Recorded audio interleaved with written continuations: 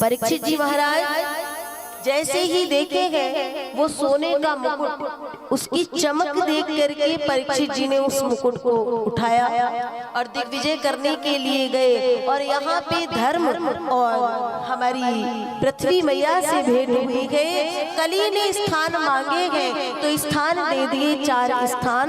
द्युतम पानम स्त्रिया सोना यत्र धर्मश्च चतुर्विधा। एक और स्थान मांगा कि ये 4 स्थानों से मेरा काम चलने वाला नहीं है, मेरे निवास के लिए एक और स्थान बता दिया जाए। तो पूछने पर, एक और मांगने पर उन्होंने एक स्थान दिया, स्वर्ण।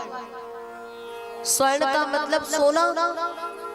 इसका तात्पर्य क्या हुआ कि सोने में कली का निवास होता है।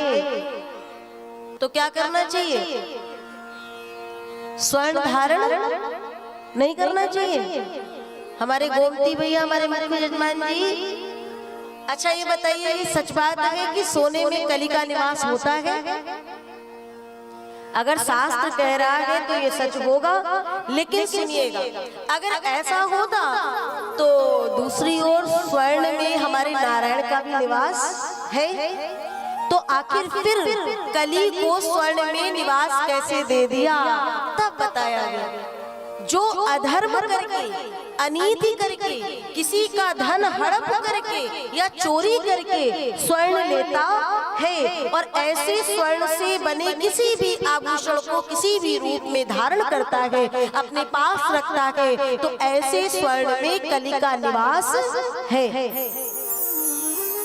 इसीलिए हमारे पूर्वज, हमारे बुजुर्ग, हमारे शास्त्र अधर्म और अनीति से बार बार बचने को बताते थे।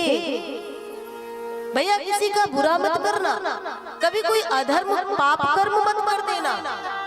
लेकिन आज लोगों की स्थिति ये हो गई है, आज ऐसा कंपटीशन का दौर छाया है महाराज कि पहली बात तो कोई किसी का मान सम्मान भूलता जा रहा है। बड़े बुजुर्गों का मान क्या होता है इससे कोई लेना देना ही नहीं है।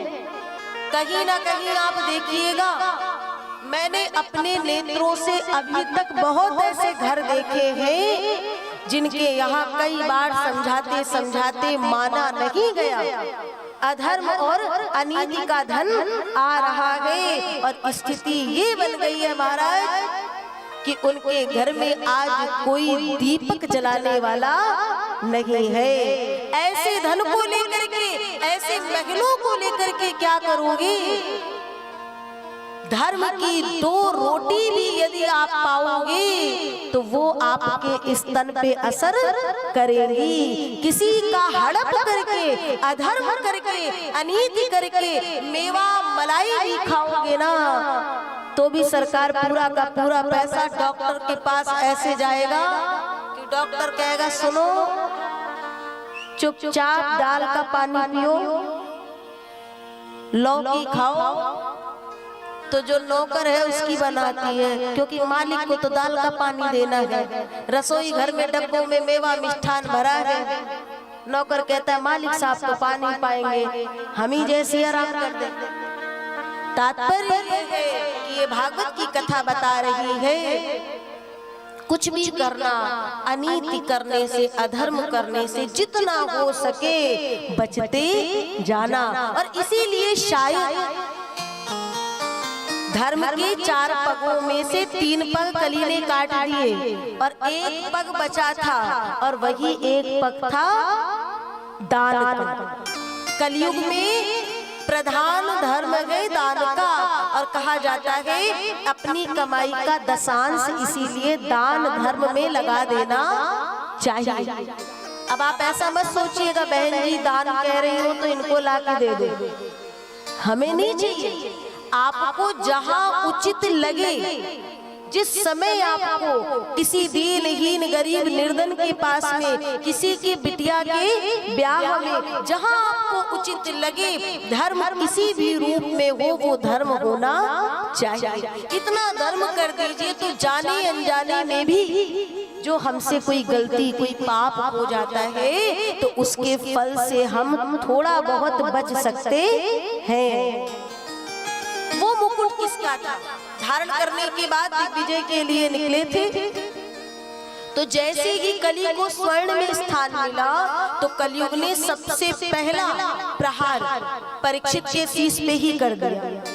किसी ने कहा परीक्षित का मुकुट तो चोरी किया हुआ नहीं था, तो फिर उस पर प्रभाव कैसे हुआ? तो मैं आपको बता दूं, ये मुकुट परीक्षित के पूर्वज पांडवों का नहीं था।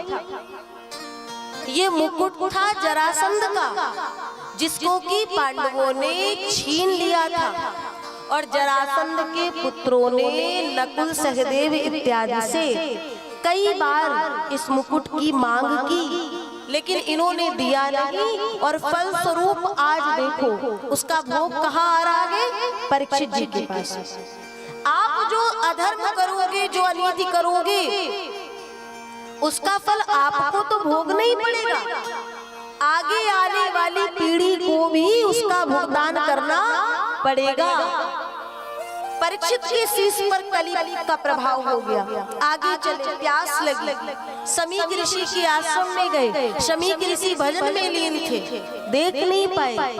परीक्षित ने कहा मेरे ही राज्य में रहकर और मेरे आने पर मुझे देखा तक नहीं, प्रणाम करना तो बहुत दूर की बात। तो बगल में एक मृतक सर्प पड़ा हुआ था। उस सर्प को अपनी धनुष की ऐसे नोक से उठाए और शमीक ऋषि के गले में डाल दिया। कुछ बालकों ने देखा तो शमीक ऋषि के पुत्र थे ऋषि श्रृंगी, उनको जाकर के बताते हैं। जैसे ही श्रृंगी को पता चला तो श्रृंगी ने हाथ में जल लिया और श्राप दे दिया। क्या श्राप दिया? इति लंघित मर्यादम तक्षकः सप्तमे हनि। जिस किसी राजा ने इस मर्यादा को लांघा है, आज से 7वें दिन तक्षक के काटने से उसकी मृत्यु हो जाएगी।